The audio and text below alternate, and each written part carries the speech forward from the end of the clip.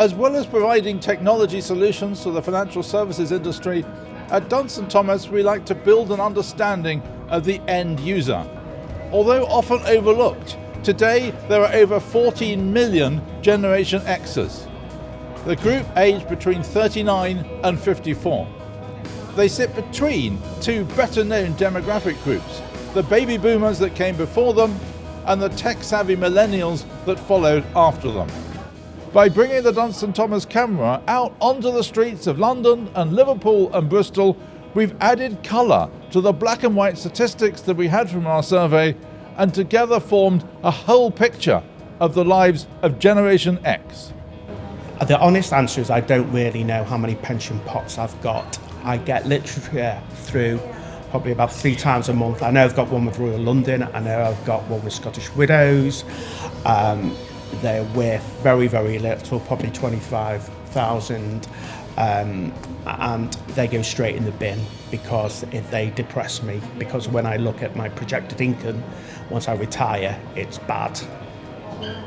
For the last 20 years, whilst I've been employed at Wandsworth Libraries, I've contributed £150 every month into my pension pot. And also when I was pregnant with both my children, I had the option to then fill the pension pot with any missed payments because they would have stopped it when I was pregnant, but I decided to carry on to kind of make sure that I had the maximum payout when I'm older.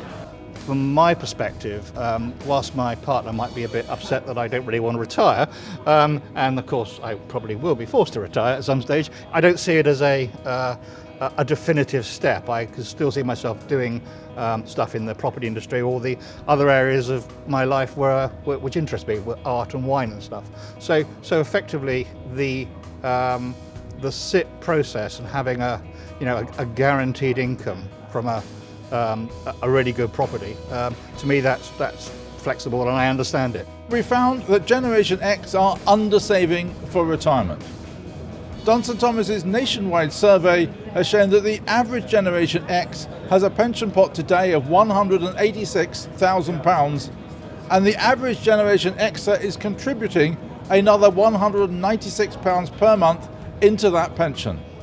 I calculate that by the time they retire in their late 60s, this will give them an income of around £10,000 a year. Of course, many are saving at below the average levels, and our study found that 1 in 3 are saving at only the bare statutory minimum automatic enrolment contributions into their workplace pension. All the people we've spoken to have been blown around by the twists and turns of life's fate and met all sorts of unexpected occurrences during life that have knocked them off course. After we enrolled in pension, we were planning for our future, decided to buy a property, which obviously wipes out most of our savings, and then decided to have a child as well, which then wipes out pretty much what was remaining. Obviously our mortgage payments take up quite a bunch of the money that we earn every month, and the childcare, because my daughter isn't 3 yet, we don't get any government contributions towards it, so that takes about £1,200 a month out of it as well. Obviously it's something that we'd both love to be able to put some more money aside, but we just are unable to at the moment. I was in private practice, and although the practice managed to weather the immediate impact of the 2008 recession, by about 2010 I could see the writing on the wall in terms of workload, and I managed to get myself a secure job in academia, which carried with it a good pension. And so that's really where I've been building up my pension subsequently, so in the last 10 years on that. Prior to that it was a little bit chaotic and fragmented. There were some fragments of very early final salary pension from many years ago, a little bit of private pension, but nothing really that would buy more than a cheese sandwich. 2008 came, as everybody's aware, the crash. I am in the construction business.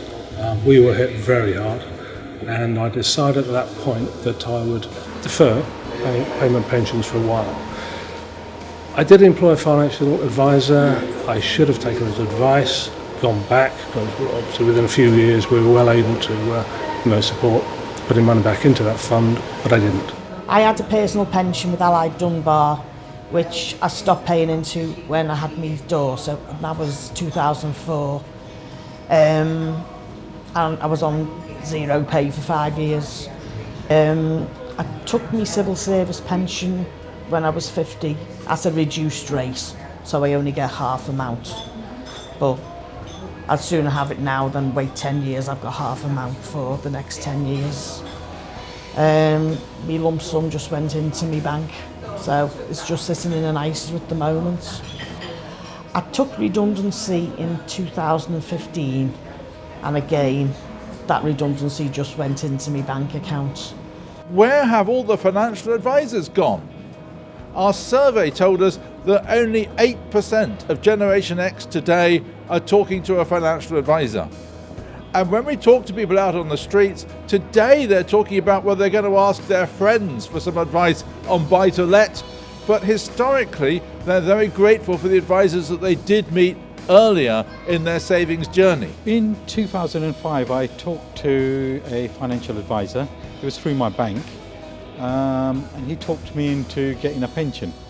I kind of remember what he said, put the frighteners on me a little bit, quite a bit actually, and I started contributing towards a pension, or I started a pension.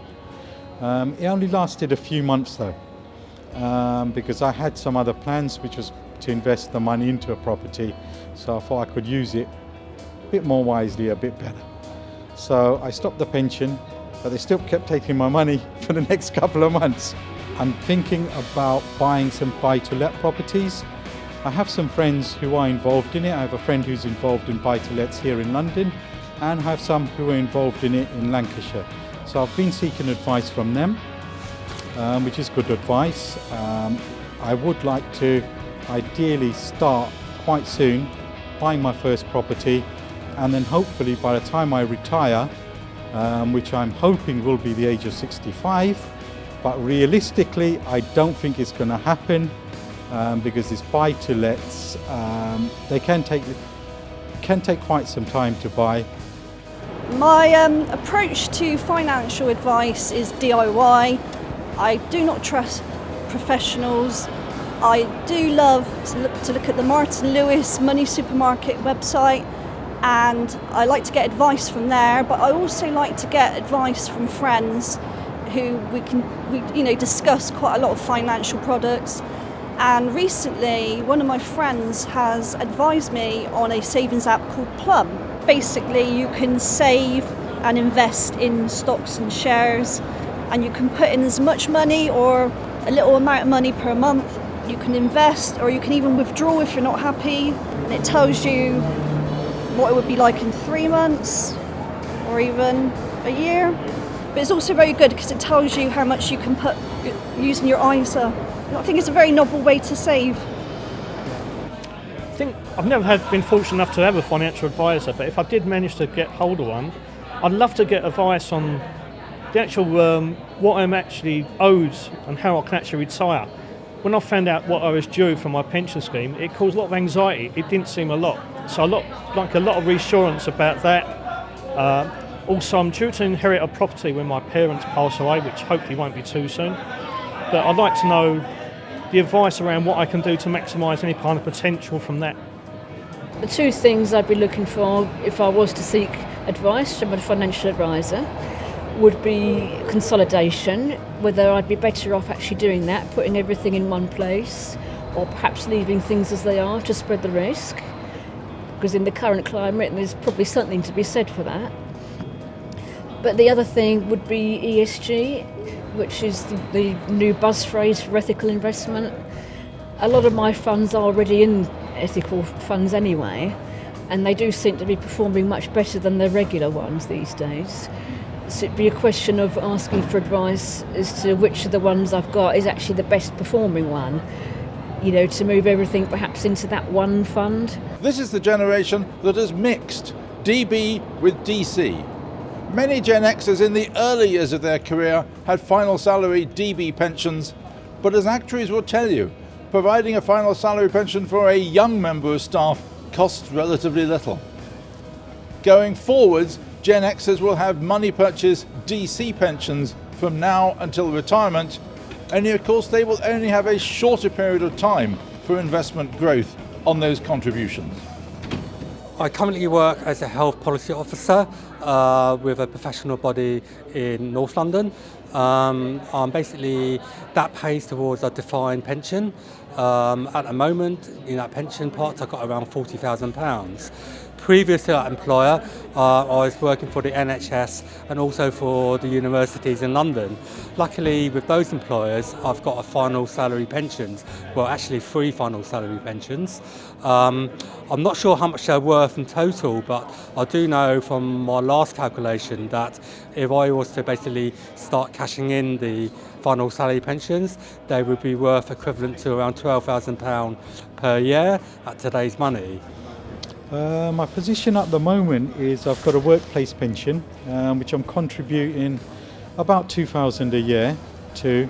So I've been working for about nine and a half years in this current position, or role I should say.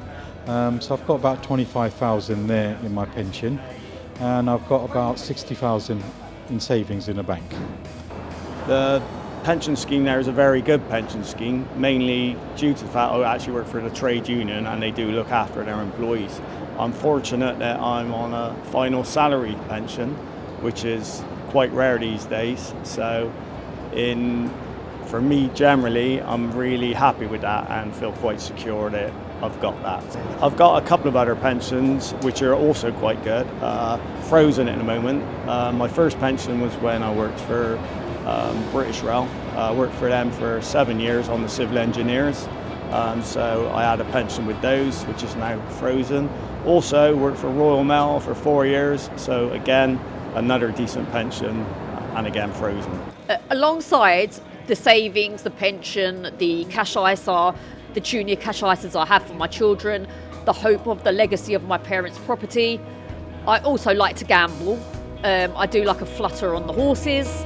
I play the National Lottery religiously, and I'd say always bet on Frankie Dettori. He seems to never let me down. We've been out on the street talking to members of Generation X. We found that nobody is average. Everybody has had a plan, but they've been blown off course by the twists and turns of fate throughout their life. Maybe we should all aim higher and save a little bit more on the good years, knowing that there will be all sorts of strange twists that come along during a career. Importantly, whilst we think pension, they're talking retirement income. That a retirement income is going to come from a pension and savings and buy-to-let and downsizing and a contribution from their children and selling a business and more. Their retirement income will be a veritable patchwork quilt of which pensions will be just one square. By bringing the Dunstan Thomas camera out onto the streets of London and Liverpool and Bristol, we've added colour to the black and white statistics that we had from our survey, and together formed a whole picture of the lives of Generation X.